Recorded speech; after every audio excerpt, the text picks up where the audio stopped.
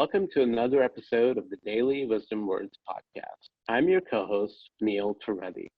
Hi, I'm your co-host, Rini O'Day. Join us every Saturday at 9 a.m. Pacific time as we talk to guests who have stories, advice, and life hacks, all of which take you one step closer to the feeling of hope. Today we welcome a very special guest, but with a little bit of a different introduction. The last time she was here, we introduced her as a graduate of the Canadian College of Naturopathic Medicine. Today, we can say a very warm welcome to Dr. Bisleen Attli. Hey, Bisleen, welcome back. We bow to you. Thank you so much for having me here. I'm always really excited for conversations. Hello, doctor. Yeah. How's that name feel? Thank you. You know, last time we talked to you, you had just graduated and you said you were waiting for the official certification. It wasn't official yet, but you had passed everything. You were ready to go. And so how does it feel now? Ever since then, you've gotten your certification. You've got lots of other endeavors in the works, and which we'll get to. But yeah, how does it feel finally to be officially Dr. Bisleen Attli?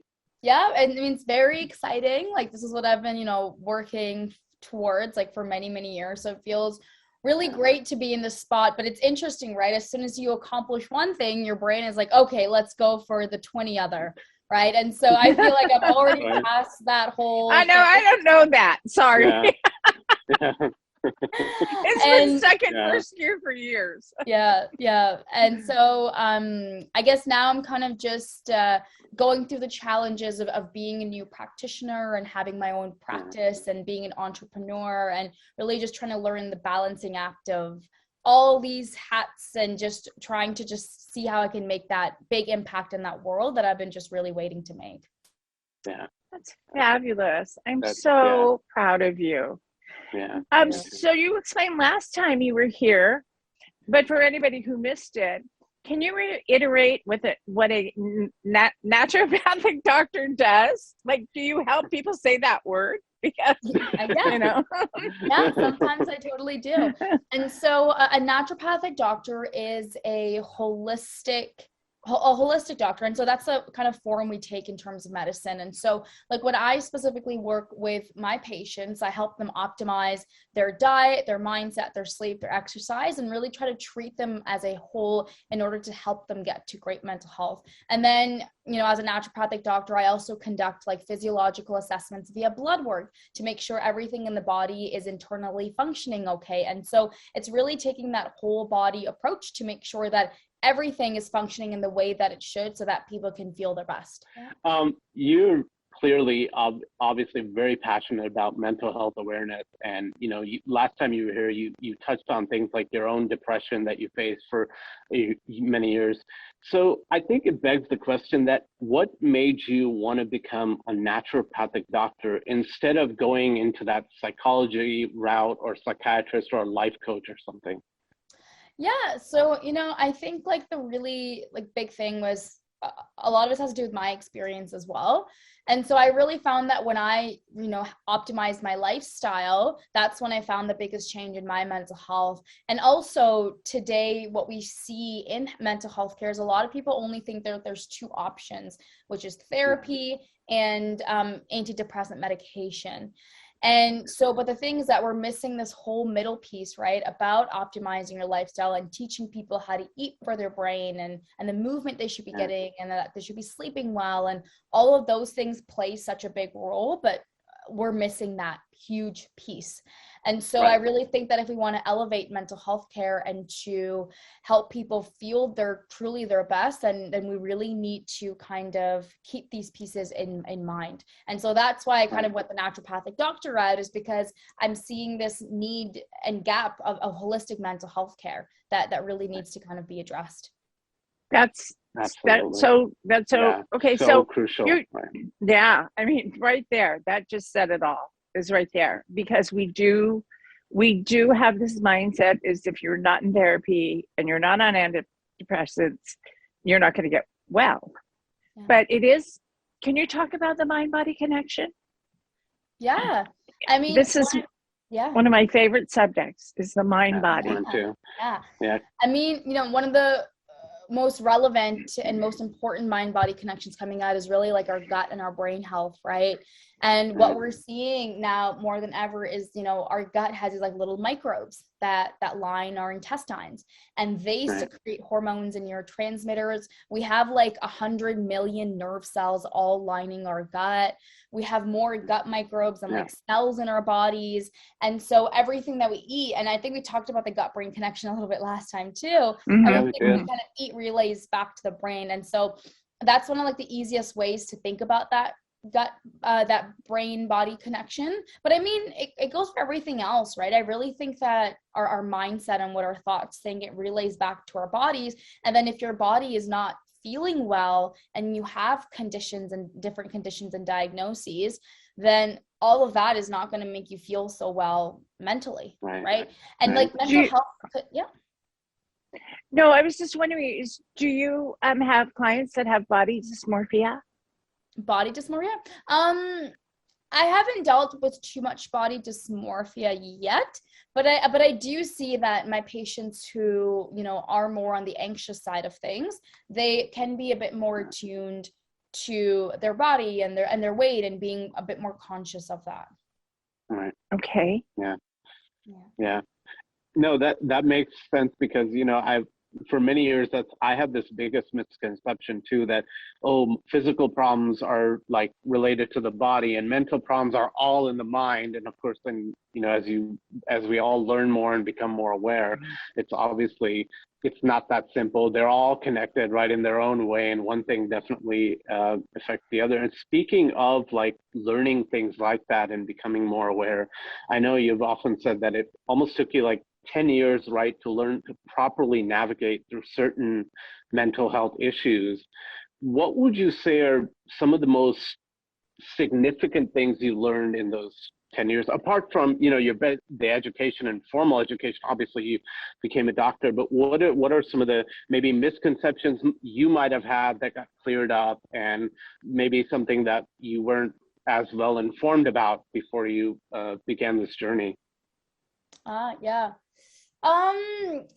The ups and downs for sure. I think so many of us think that when we start to work on our mental health, that it's just going to be like this, right? And like, that's not true at all. And I mean, you see this post all the time on like Instagram and stuff, and they show what people think a journey looks like, what it actually looks like, and all these like squiggly lines. The thing is that like mine looks like this. But the thing is that like I still think that no one applies it or takes any of that seriously, right? Because it is so true.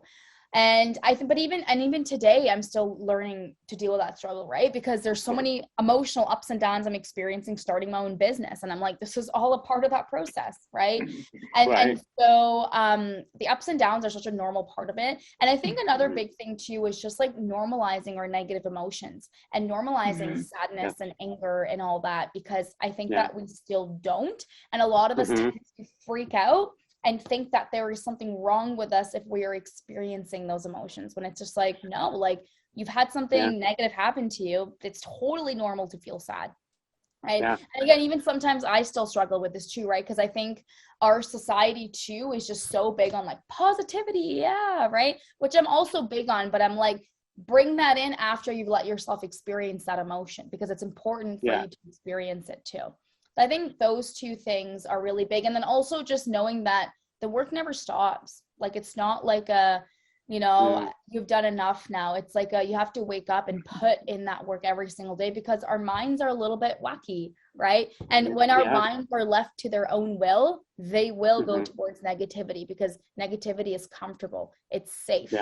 Right? And so to be consistently positive, you have to put in that daily work, and it's that constantly shifting your mind and focus. And even 10 years later, even though I'm in a good spot now, I still have to put in that work and still fight my negative thoughts every day. They don't go away. And I'm so glad, like, again, this happened last time too. Like, we had like several questions and you started answering them even without us asking. I know. So I'm so glad you brought like, that. No, but that's good. That's good. We love that. Because I wanted to touch on that. You've talked about normalizing negative emotion. I've seen a couple of your posts on that as well. Can you give like one example of that? Like, pick a random, what would that process be like? But like normalizing negative emotions, I think it really just means to let yourself be in it and not have to like cope right away or distract yourself right away or use something to make yourself feel better right away, right? So for example, I don't know, right? Like if you are in a relationship and you got into a fight with your partner, right? Instead of, kind of jumping to maybe like food or doing something else that's going to like make you feel good in that moment, it's just about letting yourself be in it and be like, yep, like I'm not in a good mood. Like I just got into a fight with someone I love and I care about and I just don't feel good anymore. But you know what? Like that's okay. It's totally normal for me to feel that.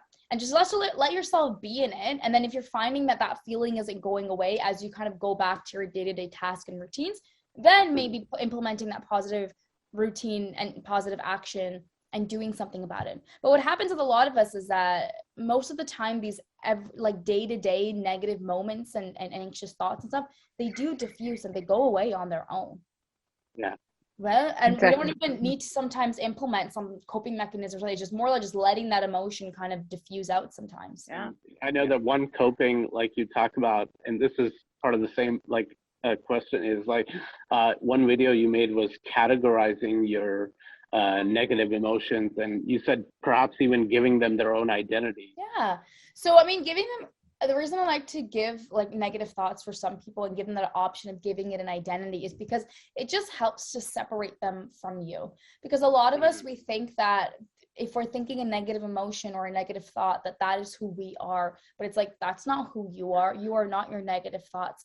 And so when we can kind of just take a step back and give them an identity, it can help to just make that separation a little bit easier. Bisleen, do you believe that a lot of our negative thoughts come from what we think people think of us? They can. That's actually a cognitive distortion. So there's a list of 10 unhelpful thinking styles, and they're referred to in the psychology world as cognitive distortions. And so when you think about negative thinking and negative thoughts, almost all of them fall under one of these 10 unhelpful thinking styles. And so one of the ones when we're thinking about what other people are thinking about us, that cognitive distortion, it's literally called mind reading, right? And so that's when you think you know what other people are thinking, but it's like you don't, right? And I wish we could, like I've been trying to learn how to read minds, but I haven't been able to figure it out yet. And I will let you know when I do. Tell me when you do. I know, right? Yeah. I will let you know, but yeah, none of us can. None of us can right now. Yeah. So. But my theory on this is it's none of your business what other people think of you. It's none of your business what other people think of you. Totally. You know? But, I think the thing that makes it hard is as humans, and if you go way back during our ancestral times, we're very tribal, right? And so in a way, it's been drilled into us that we care what other people think about us, because if you didn't back in the day, and if people in your tribe didn't like you, you would either be killed right away or you'd be kicked out of the tribe and you'd have to survive on your own in the forest. Dang it, I'd be in that forest.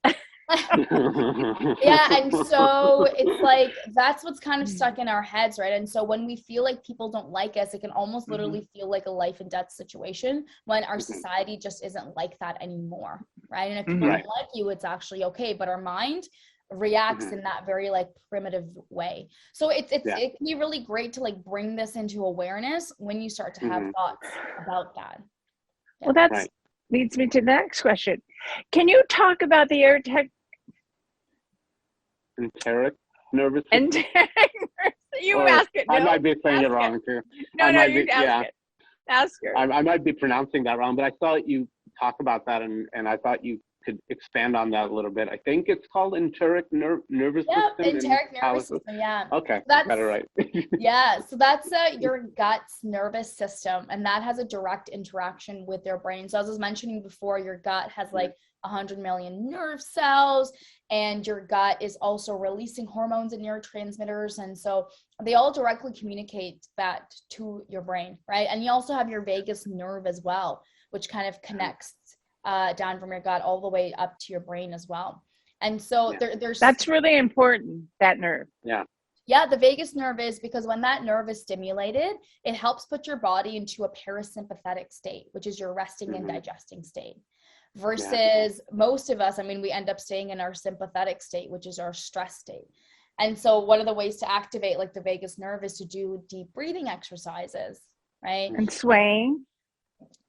Yeah. I'm not sure about swaying. I haven't heard that. But basically anything that relaxes you and calms you down, right? Can help your body be in that parasympathetic state. But yeah, so that's how our enteric nervous system kind of communicates with our brain.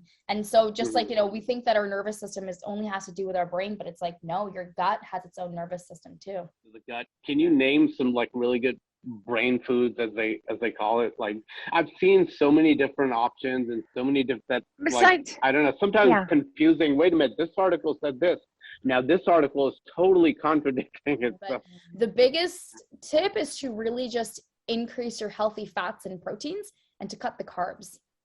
That's like the biggest tip and the most helpful tip for our mental health, just because one, proteins form the basis of all our hormones and neurotransmitters. So protein is broken down to amino acids, and amino acids are the building blocks for all our neurotransmitters. So that's why proteins are important. And then healthy fats are really important because they just help to keep us more satiated. Your brain has a high fat content too, and fats are better brain fuel than carbohydrates are. So make whole foods your second home. Your second home. Make whole foods your second home. Really, it's just, you know, I think there's so much complexity people think there exists when it comes to diet and all your lifestyle things, but I'm like, it's actually really just the simple things. It's the simple things like eating. Don't eat hose. You know, not eating like processed foods and things like that, right? It's just simple things at the end of the day that make the biggest difference. And I even tell all my patients that if you feel like, you know, this is too complicated, then we've done something wrong, right? Because it's not great. Mental health and health in general is not complicated. So the big thing now is, and they're popping up everywhere in California. I mean, everywhere. Is the ketamine clinics for mental health. I mean, what are your thoughts on that? You don't have to tell us whether you believe in it or not, or just what your thoughts on that. Yeah, I'm not sure if it would be right for me to comment on that. Okay. I know I've like heard through the grapevines of you know, trials being done in terms of like ketamine used for depression and stuff, but I personally haven't looked through and sifted through the research myself. I mean, I'll be honest, I know that I can't as a naturopathic doctor use it as a form of support. That's why I've never been inclined to kind of look at it. But yeah, it would be interesting to look at, especially if it's becoming more and more popular. You know, it might come up in conversation with patients and stuff. So that's maybe a topic for another podcast. But I think that like what you're doing is better. Natural's better. I do too. Yeah, because that's chemical. In the long Natural's run, better. You're making things in the long run, whereas many solutions today, people just seem to want a quick fix or just get me out of this negative state right now, this instant, which it may do with certain controversial stuff, may take care of that. But in the long run, it's not going to, you know, probably not. I mean, but that's just how we've unfortunately set up our healthcare system, right? It's just, we've been training people and giving out these fast reliefs. And so this is just what we've been training everyone to need and want. So now it's all about training people to see health in a different way and to actually start taking out the time and effort to take care of themselves too. Like, I'm not against medication or anything like that. You know, I'm like, whatever works for you works. At times it's very essential. Yes. Yeah, I remember last time you had touched on that as well. I mean, I think the example we talked a little bit about that. If your arm was chopped off, you want the medical. Yeah, right. I was like, don't come to me. I can't do anything. I know that you're still recently new in your practice, but do you find yourself like working with the general physicians? Like, I know you said last time that these naturopathic doctors and the general physicians, they all need to work together to find the best. So do you see, like, is that happening now in your, I know you're still fairly new at this, but do you find yourself working with like your patients' general physicians or calling them, okay, well, what did your doctor say? Or what did your general practitioner say? So I actually, I haven't felt the need to contact any family doctors yet. Like where I would contact them is if a patient was like, I got prescribed a medication, I want to get off it. Then I would want to communicate with the family doctor with regards to that. If, they were getting any blood tests done from their family doctor, maybe I would send them a letter about saying, can you please, get these done? And if not, then I would just do it myself. But yeah, I mean, where opportunities for collaboration will come up, I have no problem reaching out to family doctors, because again, I think that collaboration is important, but there hasn't been a need in my practice yet to do that. But I am sure, I mean, it's only also been 3 months since I've been practicing, but I'm sure as my practice continues to grow and I see more people that I will need to do that eventually. Yeah. Right. And we should let everybody know you're actually in Canada, right? Yeah. And so Canada, it's kind of, it's a little, their healthcare different is completely. Yeah. Healthcare is completely different here for sure. What are some things that you do personally to like ground and— That's a great question, Neil.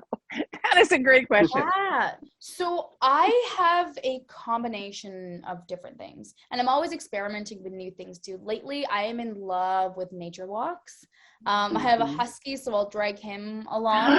You have a husky? Yes, I have a husky. But sometimes is he around? Annoying, so I'll go by myself. Oh. And so, I'm super into just like nature walks. I'm very lucky enough to have like a trail beside my house. So I will just go on even just like a 5-10 minute walk and just like fully clear my head. Working out for me is really big too. I'm a big runner. So I love running for that reason too. I'm also really big on meditating.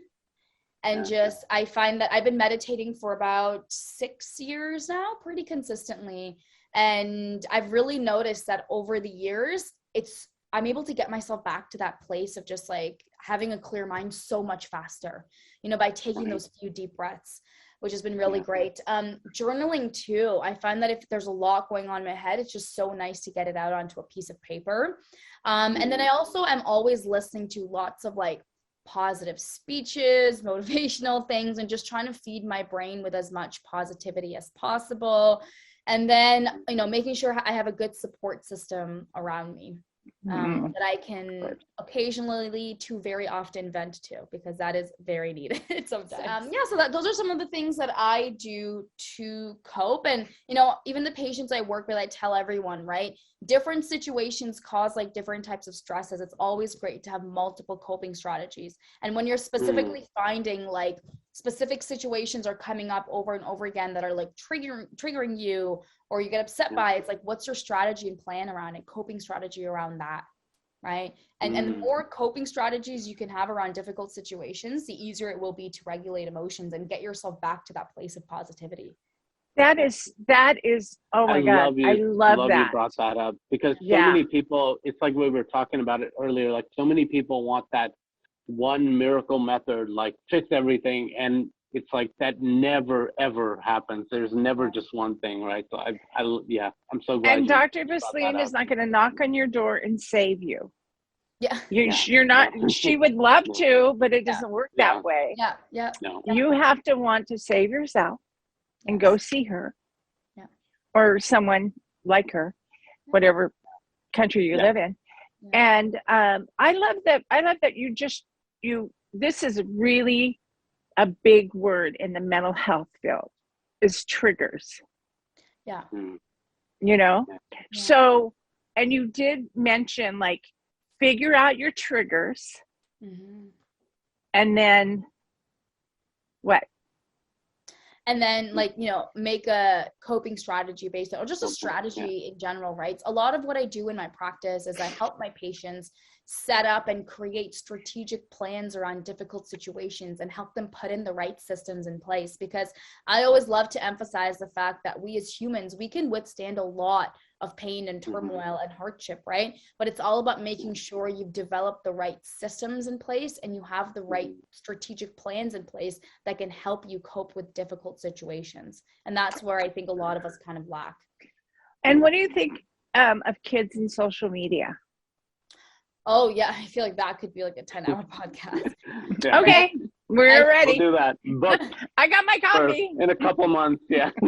Kids and social media, I think really just yeah, like I'm not against social media. I mean, like, how can I be, right? I just use it all the time for my business and stuff. And so I really think that if you want kids to use social media, one is that we should be teaching our kids how to use them, right? So I do a lot of workshops with parents, and I always teach parents, like, if your kid wants to download a social media app, and if you want to let them, cool, but like teach them how to use it, right? Learn to use it yourself and teach them how to use it. Teach them how they can report accounts that people are bullying them and stuff, right?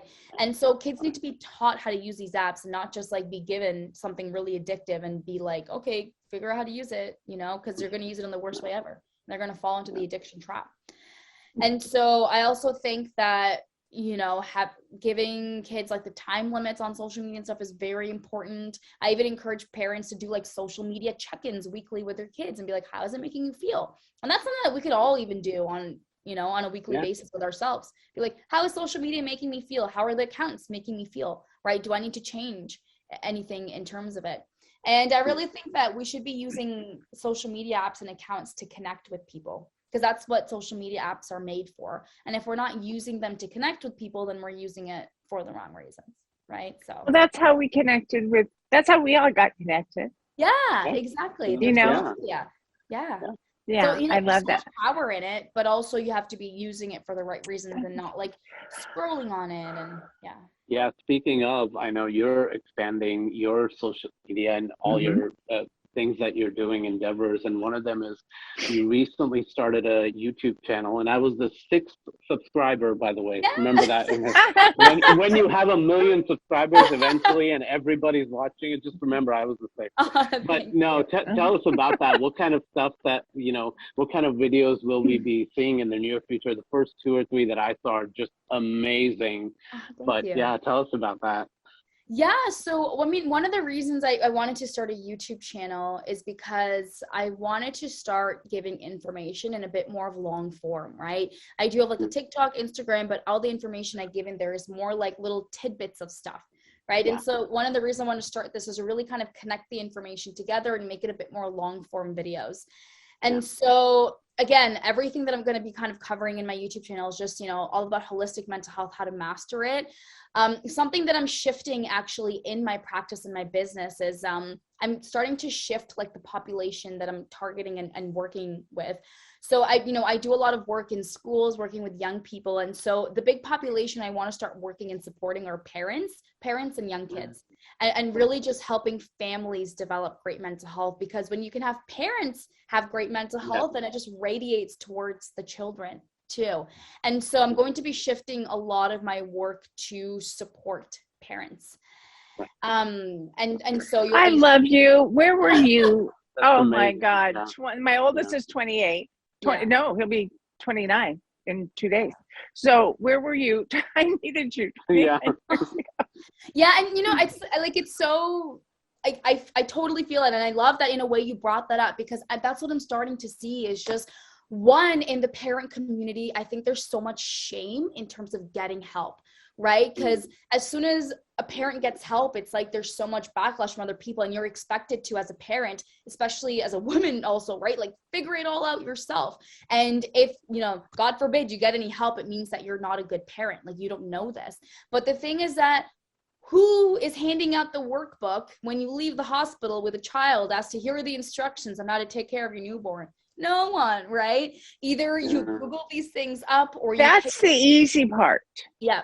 The hard part is when they get into school and the competition with the other parents. Yeah. To whose child's the smartest. Yeah. And so, that's the population when helping, parents with school age children. But I think, just really that support is really needed there for them. So so you'll see that shift coming on soon. And then also in my YouTube videos too, gearing my information more towards that. But I'm still also going to have tons of like general mental health stuff in there too, because again, they're also still people, everyone can use some of the same information. I love that. I think was the anxiety one, the very first one you did or something like, and I love that. I'm like, that changed my perspective. I'm like, I never thought about it that way, but and that's also the point of just a channel and just everything that I do, right, is really just trying to change our current perspective and paradigm of mental health. The other big thing I want to do too was just try to make mental health be more of a fun topic. You know, I think that there's so much seriousness and take the shame away from it, and the shame, and just take that away. Right. Yeah. And if you're going to work on your mental health, why can't we make this an enjoyable journey and a fun journey, even though you are going through something difficult and hard, right? Yeah. Wow. I love that. You are absolutely amazing. Because so many you others, really are. they don't look at it. They look at it as, oh, well, yes, we can talk about it, but when the time is right, because I'm not in that, because they see mental health talk as something serious and something really hard hitting. And it doesn't, like you said, it does not have to be that way at all. Not at all. Yeah. Not at all. Yeah. No, there's help out there. Yeah. Mm-hmm. Yeah. You know, I guess the $1 million question now is, tell us about your practice and, you know, how you started it. And, you know, I think you said 3 months now, 3 months in. Yeah, it's only been 3 months in, and that's definitely been a big whirlwind of emotions, right? Jumping from being a student for so many years and now jumping to an entrepreneur, and that too, starting my own practice. A lot of my colleagues decided to join other clinics, and I could have done that too, but I just have such a clear vision of what I want to do. And so I decided to just start my own practice right away. And things have actually been going really well, but I'm taking now a step back and I'm realizing that I really want to change up the type of people that I'm working with and I'm attracting into my practice. And so I'm going to be doing that major shift towards parents. But yeah, so far has been going really well. And it's also great to be virtual too. So I only practice via virtual visits, phone call, video call. And that's great too, because I feel like I can help people from all over, and it's super convenient for them and convenient for me. And then also it allows me to be a bit more of an affordable naturopathic doctor, because now my overhead costs are lower too. So what's your website, sweetie? How can people find my website is www.mentalempowermentcenter.com. Oh, that's perfect. Where's my pencil? I'm calling you after my surgery. Yeah, please do. Mental empowerment in the chat if you want. Yeah, we'll attach it. Wow, look at that! What? Oh my God, I've never seen anybody do that in Zoom. Cool. That's yeah. Thank you. This is my mental health savior. Oh. And the mascot of this podcast. She's my mascot. She is like, hugging is, I think, so important for your mental health because it releases, the good chemicals. Yeah. And so when you just do this, it's like 1,000 hugs. Yeah. But Dr.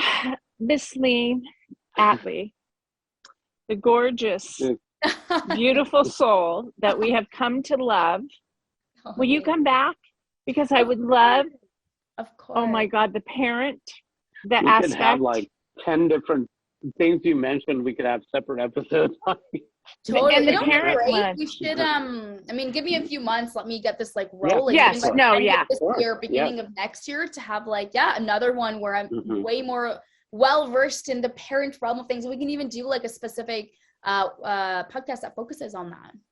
I would love that. I would love that. Yeah, that's, I think what you're touching on is so important and so brilliant. And I honestly mean it. The problem, which is so crucial in anything related to mental health, is getting to the root. And it does start with the parents and your environment and the household and the way you're being raised. So that is so, so important. Thank you for doing that. And if I had someone like you when my kids were growing up, it would have been not, I mean, my kids are great. I mean, they turned out really well, but there were struggles. And that's the point of it. Right? It's not getting rid of your challenges. You can't do that. Yeah. It's all about learning how to cope with them better. And then again, developing those systems and creating those plans in place that are going to help you. So great to be on here and have I appreciate our conversation so much. And again, anytime you want me back on, I'm more than happy to come back on. Okay, you heard that now. It's on video, people. Record, damn it. We recorded. I'm going to be calling you at 2 o'clock in the morning going, okay, you're going to be on tomorrow and we're going to be talking about this. No. Anyway. Okay, sweetie, have a good day. All right, we love you. Okay, take care. Bye-bye. Bye. Thank you, everyone, for joining us today. And thank you, Dr. Bisleen, for coming back. on the show a second time. Be sure to follow us on Twitter, Instagram, and Facebook at all the links listed in the description. And don't forget to hit like on this video and subscribe to this channel so you never miss an episode. Thank you everyone once again, and we will see you right here next week at 9 a.m. Pacific Standard Time. Goodbye. Thank you. Bye-bye.